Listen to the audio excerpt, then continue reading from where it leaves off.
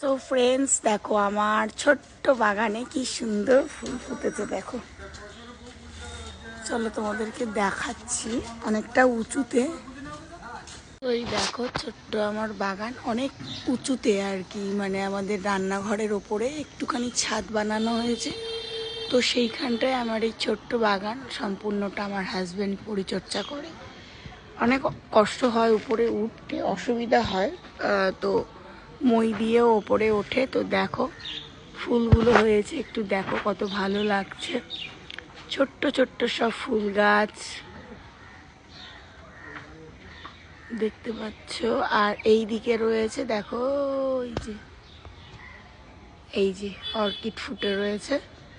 তো চলো, দেখতে পাচ্ছ তোমরা সবাই, অবশ্যই কমেন্টে জানিও কেমন লাগছে।